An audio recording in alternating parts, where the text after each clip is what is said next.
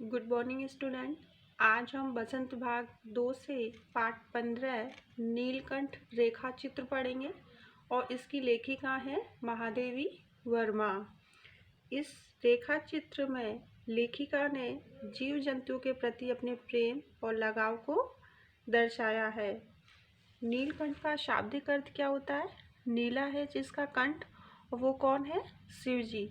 मगर यहाँ नीलकंठ शब्द किसके लिए प्रयुक्त हुआ है? एक मोर के लिए।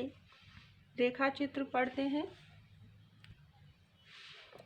उस दिन एक अतिथि को स्टेशन पहुंचाकर मैं लौट रही थी। अतिथि यानी मेहमान, पहुंचाकर यानी उससे पहुंचाकर, लौट रही थी यानी वापस आ रही थी कि चिड़ियों और खरगोशों की दुकान का ध्यान आ गया और मैंने ड्राइवर को उसी ओर चलने का आदेश दिया। बड़े मियाँ चिड़िया वाले की दुकान के निकट यानी पास पहुंचते ही उन्होंने सड़क पर आकर ड्राइवर को रुकने का संकेत दिया। संकेत किया यानी इशारा किया। मेरे कोई प्रश्न करने के पहले ही कहना आरंभ किया, सलाम गुरुजी। पिछली बार आने पर आपने मोर के बच्चों के लिए पूछा था।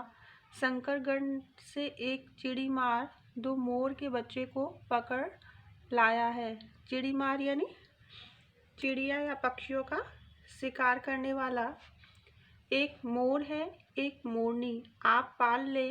मोर के पंजों से दवा बनती है, सो ऐसे ही लोग खरीदने आए थे। आखिर मेरे सीने में भी तो इंसान का दिल है। मारने के लिए ऐसी मासूम चिड़िया को कैसे दूं? टालने के लिए मैंने कह दिया, गुरुजी ने मंगवाए हैं। वैसे यह कमबख्त रोजगार ही खराब है। बस पकड़ो पकड़ो, मारो मारो। यानी लेखिका को जीव जंतुओं का पालने का शौक था, इसीलिए उसने चिड़िया वाले से मोर के लिए कहा होगा और मोर वाले ने लेखिका को बताया है कि ये मोर लेके आया है। कहाँ से? शंकरगढ़ से। बड़े मियाँ के भाषण की तूफान मेल के लिए कोई निश्चित स्टेशन नहीं है। सुनने वाला थक कर जहाँ रोक दे वहीं स्टेशन मान लिया जाता है। इस तथ्य से परिचित होने के कारण ही मैंने बीच में उन्हें रोककर पूछा, मोर के बच्चे कहाँ हैं? बड़े मियाँ के हाथ के संकेत का अनुसरण करते हुए मेरी दृष्टि एक तार के छोटे से पिंजड़े तक पहुँची जिसमें तीतरों के समान 2 बच्चे बैठे थे। पिंजड़ा इतना संकीर्ण था कि वे पक्षी शावक जाली के गोल फ्रेम में किसी जड़े चित्र जैसे लग रहे थे। मेरे निरीक्षण के साथ साथ बड़े मियाँ के भाषण मेल चली जा रही थी। ईमान कसम गुरुजी, चिड़ी मार ने मुझसे इस मोर के जोड़े के नकद 30 रुपये लिए हैं। और बारहा कहा, भाई जरा सोच तो, अभी इनमें मोर की कोई खासियत भी है कि तू इतनी बड़ी कीमत ही मांगने चला? पर वह मुझे क्यों सुनने लगा? मुझे यानी कंजूस या दुष्ट। आपका ख्याल करके अस्ता पछता कर देना ही पड़ा। अब आप जो मुनासिब समझें। अस्तु 30 चिड़ी मार के नाम के और 5 बड़े मियाँ के ईमान के देकर जब मैंने वह छोटा पिंजड़ा कार में रखा, तब मानो वह जाली के चौखटे का चित्र जीवित हो गया।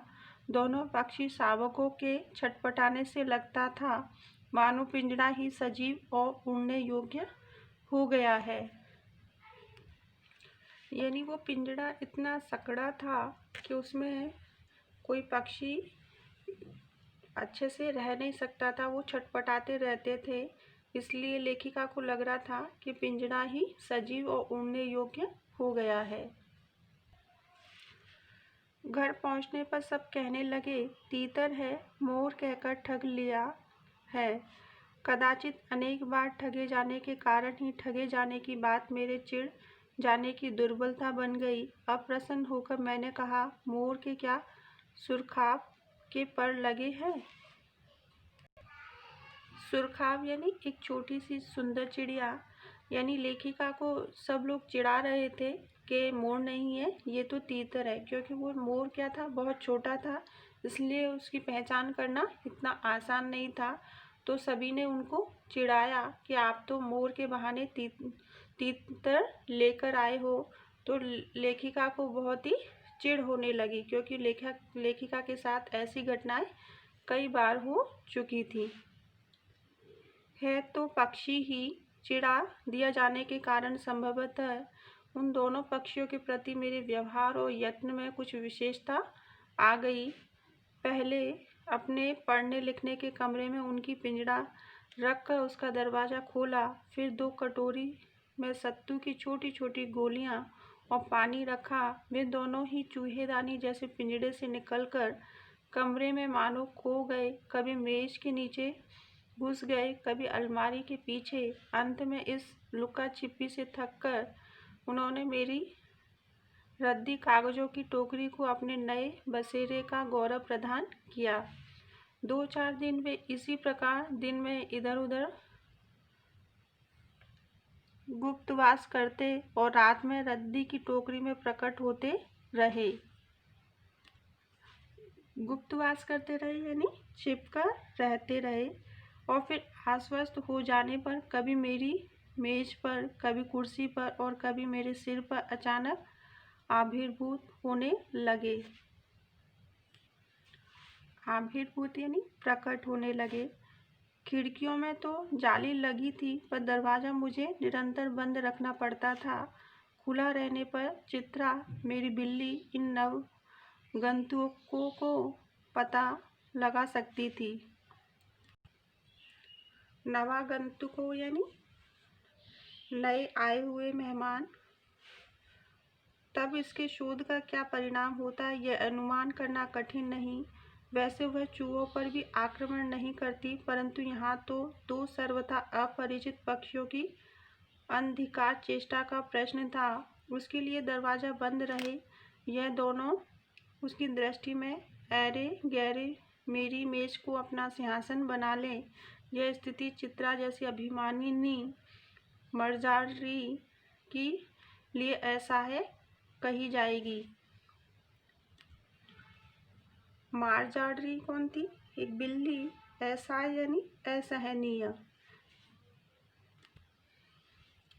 अर्थात लेखिका ने अपने घर में अनेक जीव जंतुओं को पाल रखा था, उसमें से बिल्ली भी थी।